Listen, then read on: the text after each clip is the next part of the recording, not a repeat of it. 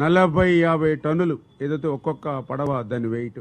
అటువంటి బరువైనటువంటి పడవలు అంత వేగంగా ఆ రోజు ఉన్నటువంటి వరద ప్రవాహంలో కొట్టుకొచ్చి మరి పర్టికులర్గా ఏదైతే ప్రకాశం బ్యారేజీకి సంబంధించి 67, 69, 70 గేట్లను దాటి ఏదైతే కౌంటర్ వెయిట్ ని బలంగా ఢీకొనడంతో కౌంటర్ వెయిట్లు దెబ్బతినేటువంటి పరిస్థితి మీ అందరికీ తెలుసు.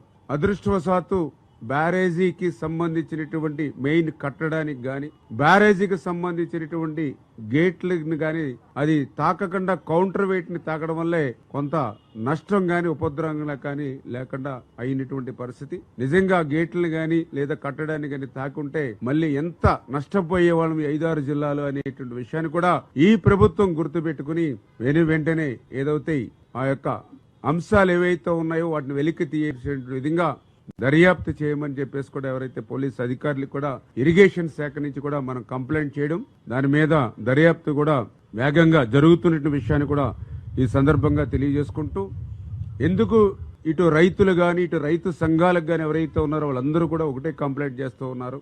ఇదంతా కూడా అనుమానాలకి తావిస్తూ ఉంది. ఎందుకంటే ఏదైతే ఇటు 40-50 టన్నుల బరువు కలిగినటువంటి ఏవైతే ఈ యొక్క బోట్స్ ఏవైతే ఉన్నాయో ఇవి జనరల్ గా నది ఒడ్డున లంగర్ వేసుకుని మరి జాగ్రత్తలు పెట్టుకుంటూ ఉంటారు. ఎందుకంటే బోటు ఖరీదు కూడా దగ్గర 40-50 లక్షలు ఉంటుంది. మరి అంతటి విలువైనటువంటి బోట్లని మరి ఏదైతే ఒక ప్లాస్టిక్ తాడుకు మాత్రమే కట్టినట్టుగా ఇప్పుడు విచారణలో వాళ్ళు చెప్తూ ఉన్నారు. అది కూడా 3 పడవలను కలిపి ఒకే తాడుకి మరి ప్లాస్టిక్ తాడుకి కట్టి ఉంచినట్టుగా మరి వాళ్ళు అక్కడ ఉన్నటువంటి దర్యాప్తు వారి ద్వారా తెలుస్తూ ఉంది.